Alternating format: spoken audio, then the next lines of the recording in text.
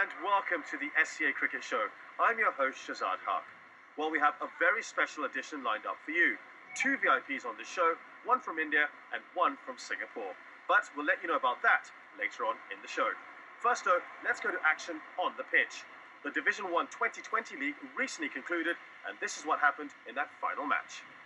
The SCC Lions took on the Lanka Lions at the Singapore Cricket Club in the SCA 2020 League final match. SCC won the toss and opted to bat. Openers Andre De Lange and Rob Hands got SCC off to a flying start, putting on a stand of 86 runs in 13 overs before Hands fell for 55 to Dinesh Kumara. De Lange also went on to score a half-century before Ben McLeod fell to Kumara for 8. De Lange took it upon himself to get the runs, hitting 9 fours on his way to 70, as SCC finished on 145 for 2 in their 20 overs. Lanka Lions' reply got off to the worst possible start when they lost opener Rasit Senaratne in the very first over. Dinesh Kumara and Mithila Rajapakse set about rebuilding the innings with a 62-run stand before Kumara fell victim to Phil Childs. Childs was instrumental in Lanka Lions' collapse. He took 3 more wickets to reduce them to 77 for 5 in the 26th over. Lanka Lions didn't have the time to recover from the loss of their best bats, finishing on 111 for 6, SCC winning by 34 runs. Nice to get some runs for the team. We've been a bit short batting-wise all season, so it's nice to put on a good partnership with Andre, the other opener.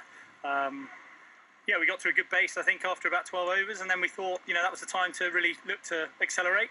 Unfortunately, that's when I fell down. But no, happy to get some runs, and never an easy win in 2020. One game, one over can change it quickly either way. I think we bowled pretty well. We were disciplined, and they never really got ahead of the run rate, which was good. And then our guys in the middle, Phil and Riaz particularly, bowled really well. And then, inevitably wickets start to fall as pressure builds. And then, I guess at the end it looks quite a comfortable margin, but it was only really a halfway. It could have easily gone either way. So, full credit to the bowlers. We bowled well. We bowled very few freebies, not too many extras. And, as a unit, we did well. So here's what the final standings look like in the 2020 league. SCA holds the top side with an impressive 100% win record. That's 5 wins out of 5. SCC Lions win over the Lanka Lions took them to second place with 6 points. Lanka Lions a point behind in third. IA secured 2 wins in 5 matches and finished 4th. SRC Kings and CSC managed only 1 win each, but SRC finished with more points after one of their games was called off and the points shared between both sides. CSC finished bottom of the league with 2 points. Earlier on in the show, I mentioned we'd have 2 personalities appearing in this episode. Well, let's get to the first of them. On August the 22nd, the SCA held a cricket match to honour outgoing President S.R. Nathan, who's been a supporter of local cricket. Well, the match was played here at the Kallang Cricket Ground, and it was between Lanka Lions, the current SCA League champions, and the SCA President's 11. The game was organised to honour President S.R. Nathan's contribution to Singapore and for his support for the development of cricket and the Singapore cricket community. SCA President Mr. Imran Hamid said in a speech that it was an honour to have President Nathan visiting the association, adding that the President has been a strong supporter of cricket in Singapore and that the SCA were delighted to have been presented with an opportunity to show their appreciation for his support to the cricket community in Singapore. Just for the record, Lanka Lions batted first to score 108 in 15 overs. It was a close match. SCA's President's 11 in their reply scored 103. Lanka Lions won by 5 runs. The latest season of the indoor cricket leagues here in Singapore concluded recently, and there were some thrilling matches in the finale. Let's go straight into the action. We start with the final day of Season 5 of the Weekday Indoor Cricket League. The organisers, Season Pro, were delighted to have former New Zealand international Shane Bond as their guest of honour, as the paceman warmed up the participants with some searing deliveries. The big game in question was between Organised Chaos and Power Play. Organised Chaos were unbeaten all season and had therefore already wrapped up the league title.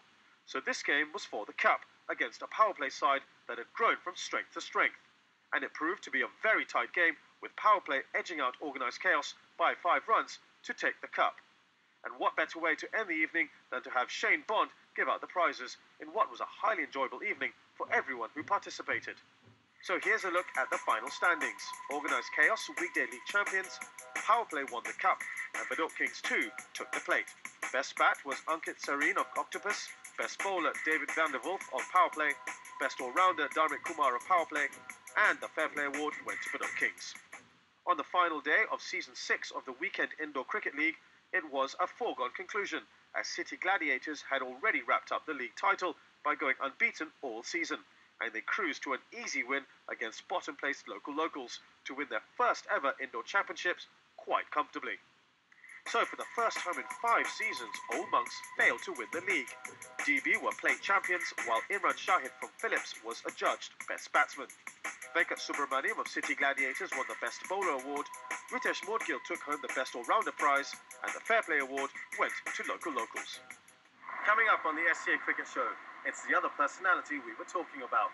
He's a legendary Indian cricketer, and he discusses some of his greatest sporting moments. Can you guess who?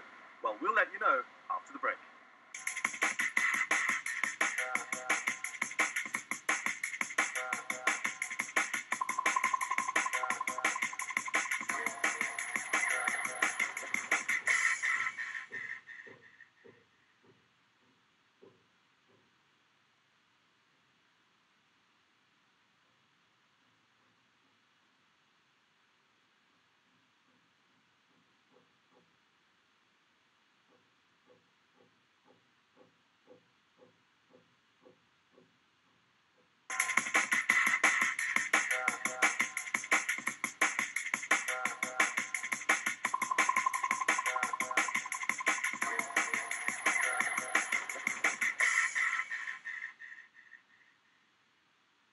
Welcome back.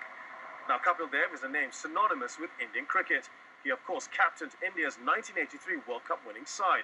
I had the chance recently to sit down with the Haryana Express in this exclusive interview. Kapil, it's a real pleasure to have you on our show. Could you tell us what got you into the sport of cricket? Must be traveling or just having fun in life. I think every Indian, when you're young, you want to play cricket. That's what I thought in my mind was also similar. There was anything different than any child in India. And growing up, who were your role models in cricket? I think time to time keep on changing because as much as your vision or your thinking can go, you can only think that my brother was my role model. Then, you keep on growing, that your head boy of your school become a role model.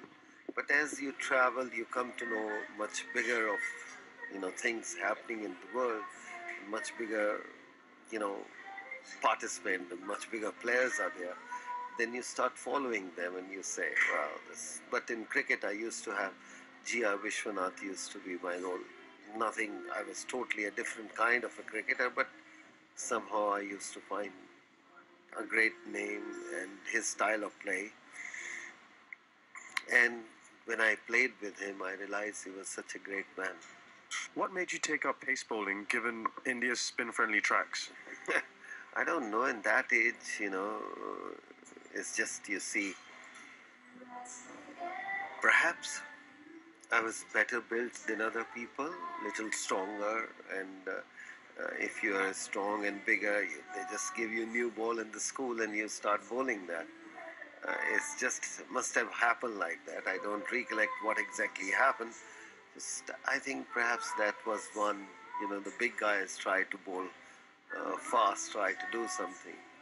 Now tell us that moment, that special moment when you got picked to play for India. What were your emotions like? Oh, it was fantastic. Every kid would love to have a dream like that, and anybody asks you are going to play for the country, I think you're over the moon and you're so happy, and your next step is, can I perform there?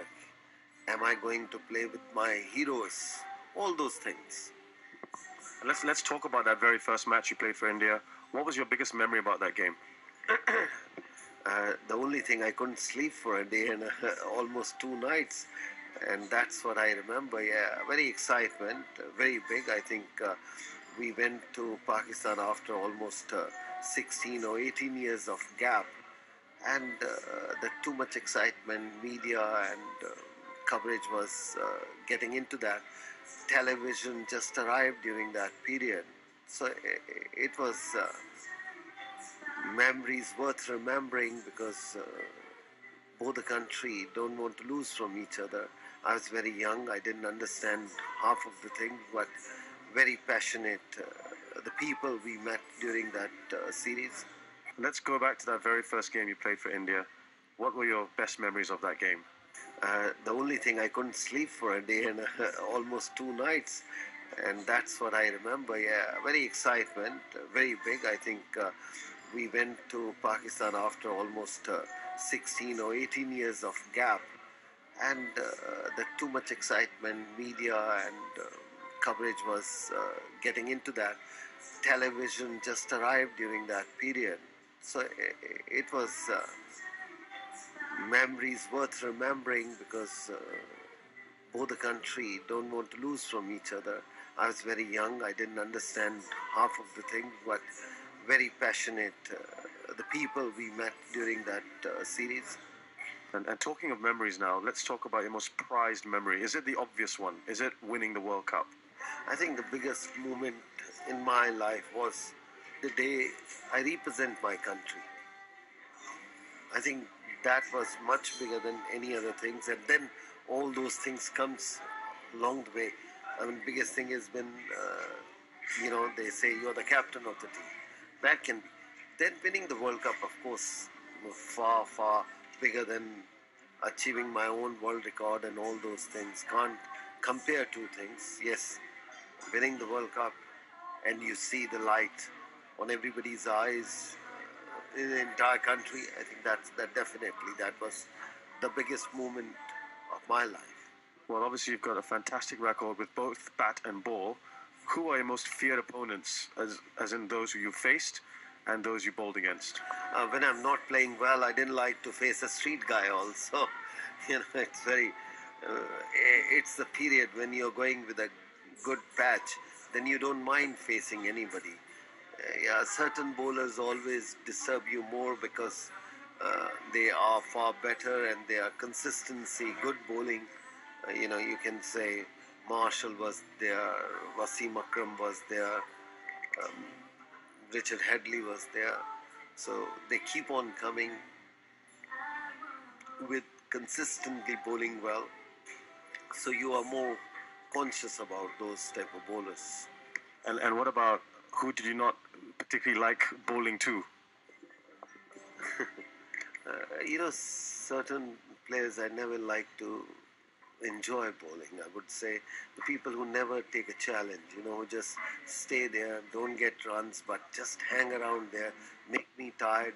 Those type of batsmen I never like. I mean, like batsmen like Jeffrey Bycott, who just make you tired and then get runs. I don't mind. I love to bowl to Vivian Richard because it's a great challenge.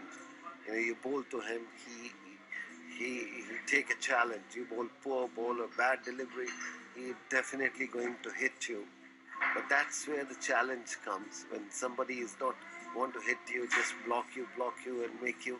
I think that's a different type of cricketer, which rightly so. End of the day, you have to get runs, and how you get it. Now, you played in a glorious era of cricket where the all-rounder was a big, big thing. Yourself, Ian Botham, Richard Hadley, and Imran Khan. What has happened to the role of the all-rounder? It's not so prominent as it used to be. We don't have those names anymore, apart from perhaps Jack Cullis. I think being an all-rounder, the team is very comfortable. Because if you're a bowling all-rounder, you come out at number 7, 8 to bat. So the captain get very good relief. And if you are a batsman and then bowling is second option, then what happens is captain is relief. If somebody is tired, you can come out and chip and bowl 15, 20 overs in a day. So all-rounder is basically captain's delight more than anything else. Now, you, of course, had a stint as an Indian coach. What was that experience like? I wasn't there for long enough, so I can't really say that. Had I got the longer period and bigger time, I could have been different, but I was too young also. I don't recollect a very nice memory. We were going through a rough time, Indian team, so didn't have a great memories there. Well, you've coached your Indian team before. How difficult was that? What was it like? And how difficult is it for any coach to be in charge of India? I wasn't there for long enough, so I can't really say that. Had I got the longer period and bigger time, it could have been different, but I was too young also. I don't recollect a very nice memory. We were going through a rough time, Indian team, so didn't have a great memories there. It's not difficult as such when you're playing well. It can be very tough when you're not playing well. And then demand is huge. But I think being a manager of the country is always delight. A coach of the country is always very enjoyable. So it's a challenge which you can always have fun with. Now, don't worry, we'll hear more from Kapil Dev a little bit later on in the show.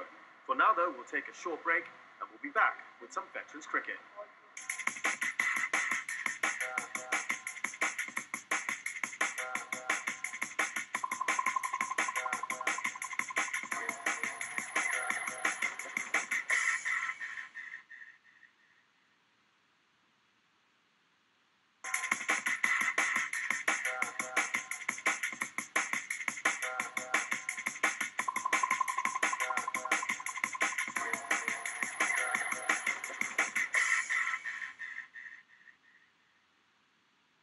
Welcome back. Well, the cricket scene here in Singapore is very active. We have kids all the way up to adults aged over 50 playing year-round. Speaking of which, there were two interesting veterans games that took place recently. This veterans event at IA was one of reunions, camaraderie and joy for the participants who relived the cricket fever of days gone by. Organiser Giri Mudelia enlightened us on how it came to be and on the format of the game. About 3 or 4 months ago, 3 friends, one from Perth, one from Adelaide, and one from Melbourne, and emailed me, and they said they wanted to have a cricket game of the old Singapore University mates. Namely, the guys were Pratham from Melbourne, his brother Balbir from Adelaide, and we had Robin Lewis from Perth. And it was because of that we started this. And we wanted to get players who have played for Singapore and who can't play anymore but would love to come and just play, whatever. And the format is a very easy format, 24 overs each side.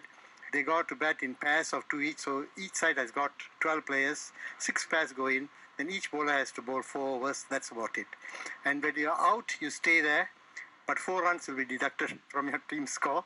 So you can stay there and you can whack the ball away and enjoy cricket rather than being out and you're out. You can stay there and be out 24 times if you want that, but you'll be there, The Australian veterans team stopped over in Singapore for a game of cricket against an SCA Select 11. It was the first time that the team were playing on our island shores and were thrilled by the prospect of being in the city. The Australian veterans consisted of players aged over 60 and featured a few first-class cricketers from all over Australia. The game itself was pretty one-sided. The SCA team perhaps more sprightly in the field and were in control most of the time, as they scored 217. The Australian team could only manage 107 runs, so SCA won comfortably by 110 runs. But it was the experience of playing in Singapore that really mattered to the Aussies. This is a result of a very fast-growing movement in Australian cricket for veteran players or senior players, over 60s in this case, to continue to play in the game for as long as possible. In Australia, we've had 5 national championships at over 60s level, and as a result of the last national championship in Canberra, the first ever Australian touring team has been selected to tour here, to Singapore, on to Malta, and then to England and Wales for some international matches. After the last national championships, every state was involved in those championships, and at the concluding dinner, the first ever Australian team was named, and of course we're all very proud to be a part of that. As far as first-class players go, there's Colin Cook, who opened the bowling for Queensland in the Sheffield Shield, and myself, who was a wicket-keeper batsman for Queensland and Tasmania in the Sheffield Shield. An international player, a test cricketer, Jeff Dimmick, was selected but was unavailable due to personal reasons. I think it's a great example of where cricket is, that youngsters like this will get an opportunity to play against veteran players and to see themselves that they can have a longevity in this sport, which is a wonderful sport that the English gave us so many years ago. Here we are with the coaching segment once again with our resident coach, Arjun Menon. Arjun, what you've got in store for us today? Oh, we have the sweep shot today. It's another shot that maybe a lot of batsmen actually find hard to play across all codes, only because maybe they're not doing the right things. So. Well, we're seeing it more and more, of course, in 2020 cricket. So let's have a look at what Ifti's got to do. Okay, first of all, the sweep shot, you mostly want to play it off a spinner. So the most important thing about playing it off the spin is to get to the pitch of the ball. You don't want the ball to be turning as you're playing the shot. So to get right up to the pitch of the ball, I'm just going to put this ball down, okay, just about here. Okay, now first thing he has to do is actually get to the ball.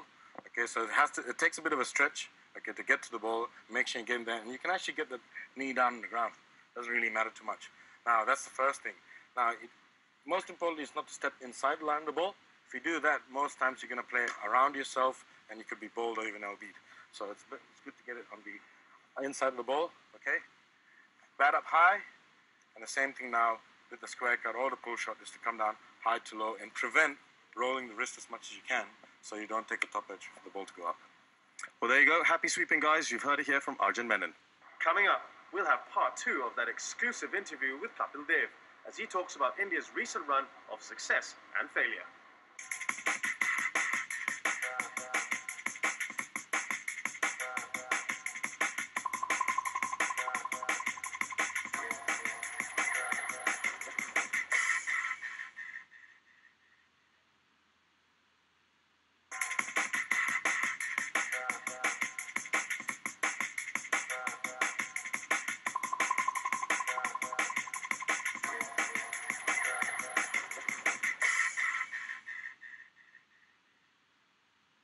Now let's go back, of course, to that wonderful moment in 2011 when India won the World Cup again. Where were you, and what was your immediate reaction when it happened? I was in Delhi and on the television.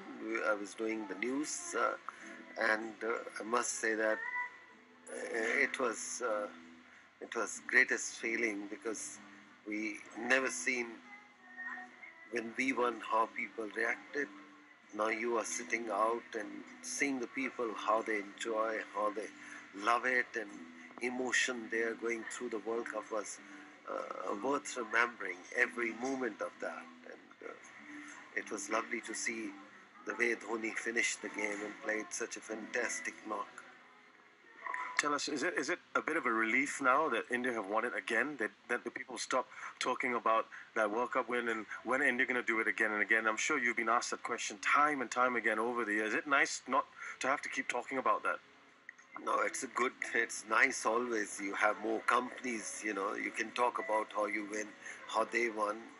It's a comparison between two teams, and you can talk about this thing happened. That's where we have our strong, and this team has different strength of winning the World Cup. Those type of things start coming up. People still going to say how you did it first time, all those things.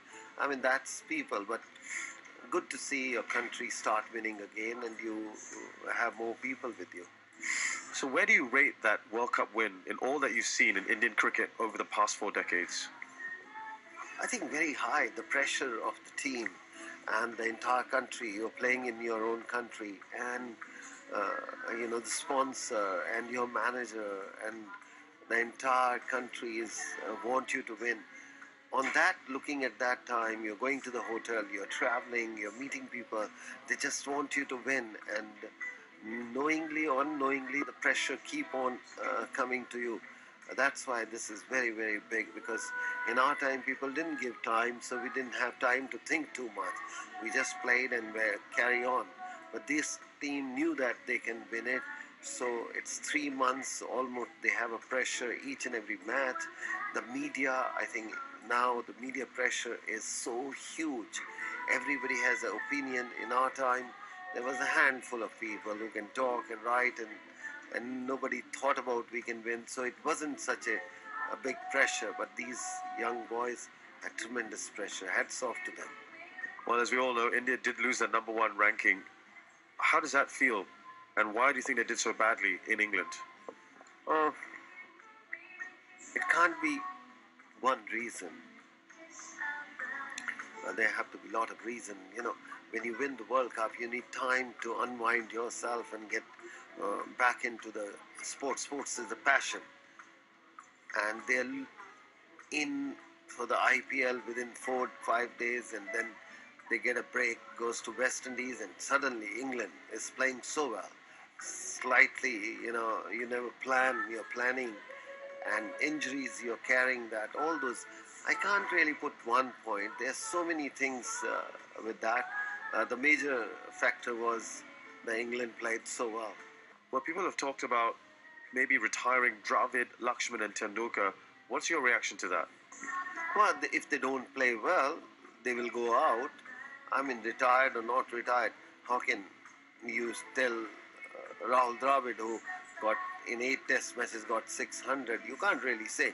If those cricketer of that stature, if they keep on playing well, you don't want them to retire. As long as you're fit enough, you can hold on to your position, go on and keep on playing. But if you start losing the series, then every team, every country, every board will start looking up to the young boys. If we have to be good enough, then we have to try the young boys. But winning can give you a little bit more leverage, a longer period of time to continue. But if they start losing, even best of the best will be dropped, or they will be out of the team. There are opinions that perhaps the younger generation of cricketers nowadays in India are struggling with the test format, mainly because of 2020 cricket. Where do you feel about that? If you give them more 2020, they will play more 2020 and they win more. I mean, that's how one-day cricket they've done so well. 2020 they've done so well. It's not whatever you give them to the younger, a lot, the young boys, they will learn only that. So test cricket is not main priority with the administration and with the players. So we going to struggle in that, but in one day or 2020, I think we will find more players because they keep on young boys coming and performing. In 2002, you were named by Wisden as the Indian Cricketer of the Century. How did that feel? I think that is the proudest moment of my life. In a sense, you play a game where everybody in the country want to play, and you say you are the best cricketer ever born in this country. I think it's fabulous when you have such a great, your own heroes cricketer gone through and played with you, and whom you followed throughout your life. Seeing all that, and then all these cricketer pick up, you were the best, you feel happy. Outsider pick up, it's different. When your own community says, he's the best cricketer, then you feel I done justice to my life or to my cricket. Tell us, Kapil, what's next for you? Nothing, good spectator, enjoy myself, and wherever I can do anything for cricket, I'll try to do that. And that's what, I don't really take stress. I think neither I would like to give stress. Yes, if anything comes along the line to do something, to do for the cricket, sure, I will. But otherwise, I'm happy, content. Well, that's it from us. Thanks very much to Kapil Dev for joining us on this show. And of course, if you have any suggestions, do send them to the email address at the bottom of your screen. Till the next episode, it's goodbye from me.